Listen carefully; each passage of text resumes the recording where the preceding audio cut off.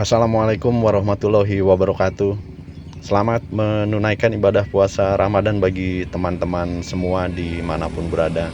Semoga senantiasa dalam keadaan sehat-sehat selalu, dilancarkan rezekinya oleh Allah Subhanahu wa Ta'ala. Amin, amin, amin, ya Robbal 'Alamin. Berjumpa kembali bersama channel Bangsa Olahraga 777 dari seputaran Stadion Kanjuruhan yang kali ini sudah digunakan kembali oleh Arema FC untuk menjalani latihan pada tanggal 27 Maret 2025.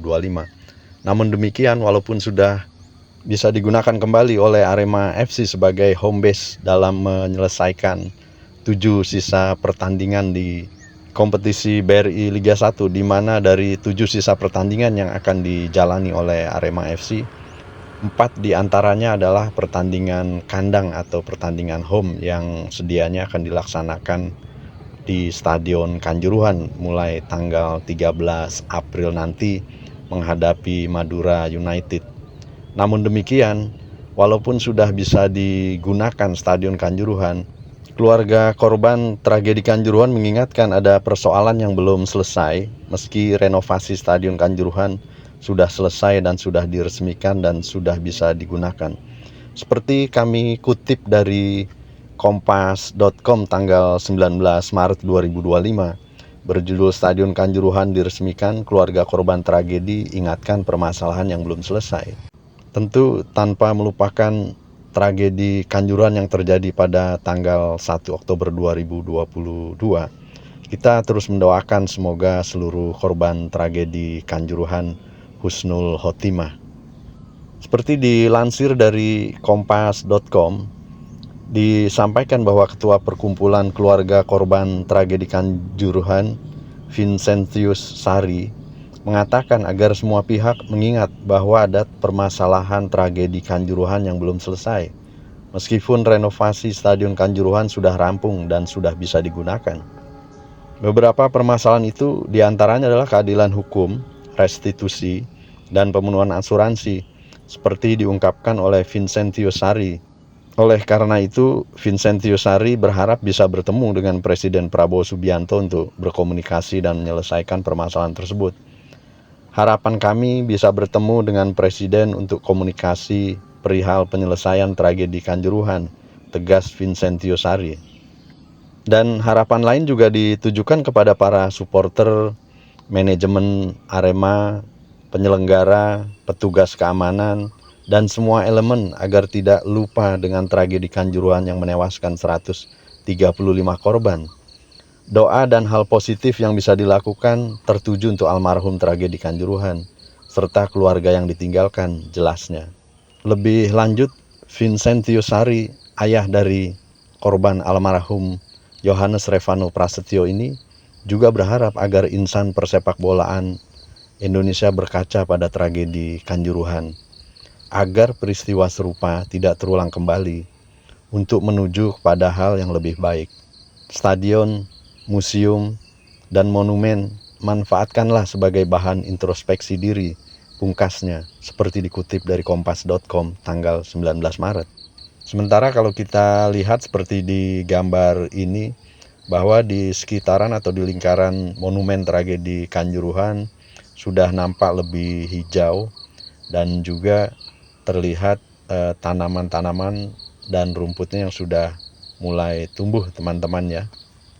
Kembali tak lupa kita juga selalu mendoakan untuk seluruh korban tragedi Kanjuruhan, semoga husnul khotimah. Sebagai informasi bahwa Stadion Kanjuruhan yang telah diresmikan oleh Presiden Republik Indonesia Bapak Prabowo Subianto pada hari Senin 17 Maret 2025 bersamaan dengan 17 stadion lainnya. Dan seiring dengan telah diresmikannya Stadion Kanjuruhan bisa digunakan kembali untuk pertandingan sepak bola, tentunya dengan beberapa persyaratan yang saat ini masih terus diupayakan untuk dipenuhi. Di sisi lain, Arema FC telah melakukan atau menggelar latihan perdananya di Stadion Kanjuruhan pada hari kemarin 27 Maret. Dan latihan itu pun bersifat tertutup seperti disampaikan oleh Kepala Dinas Pemuda dan Olahraga atau Disporapar Kabupaten Malang, Bapak M. Hidayat. Dikutip dari Malang Post 27 Maret bahwa setelah menunggu sekian lama, akhirnya skuad Singoedan benar-benar bisa kembali ke Stadion Kanjuruhan sebagai awalan Arema FC menggunakan stadion yang baru direnovasi senilai 357 miliar itu dengan menggelar latihan rutin, dan latihan ini merupakan latihan terakhir sebelum libur Idul Fitri sebagai penutup latihan yang telah dimulai 1 minggu yang lalu. Dan setelah libur Idul Fitri, Arema FC baru akan menggelar latihan kembali pada tanggal 7 April. Sebagai flashback atau kilas balik bahwa terakhir Arema FC menginjakan kaki di stadion milik pemerintah Kabupaten Malang tersebut saat terjadi tragedi Kanjuruhan pada tanggal 1 Oktober 2022 atau sekitar 2,7 tahun yang lalu. Dalam kurun waktu tersebut, Arema FC harus menjadi tim musafir, selalu berpindah-pindah home base, mulai dari Stadion PT IKA di Jakarta, lantas pindah ke Stadion Iwayan Dipta, Gianyar Bali, dan sampai akhirnya berpindah ke Gelora Supriyadi di Kota Blitar.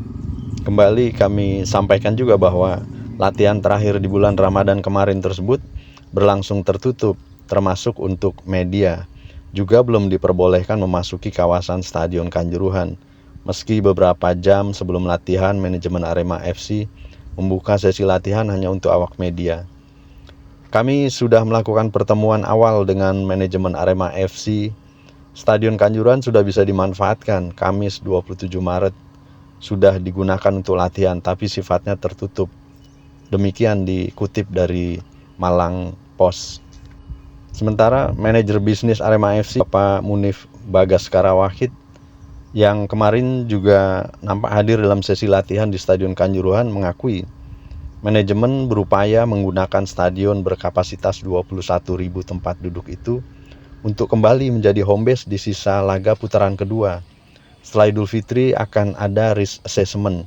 Jadi risk assessment yang terakhir dilakukan dan masih terdapat poin-poin yang pending, insya Allah akan dilakukan setelah Lebaran, dan juga diharapkan saat menghadapi Madura United sudah bisa bermain di Stadion Kanjuruhan.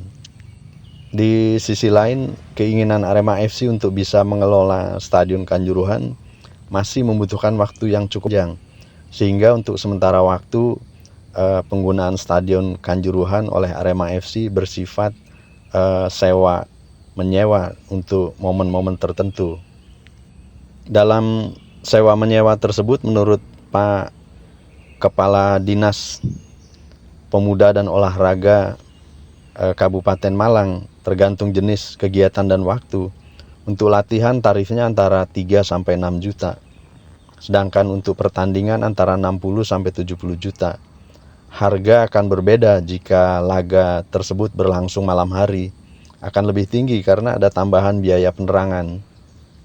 Sementara itu, beberapa pemain Arema FC nampak takjub dan kagum dengan stadion yang sudah selesai direnovasi. Di antaranya adalah Julian Guevara yang mengaku kagum dengan Stadion Kanjuruhan.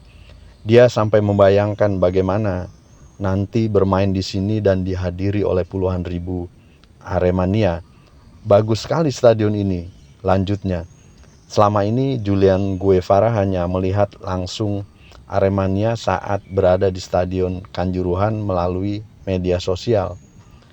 Dia pun tidak sabar ingin bermain di Stadion Kanjuruhan dan disaksikan langsung oleh Aremania. Mungkin akan bagus sekali ketika Aremania memenuhi stadion ini, tambah Julian Guevara. Dalam latihan ini seluruh punggawa Arema FC tampak antusias, apalagi bisa kembali merumput di Stadion Kanjuruhan yang menjadi markas Singoedan.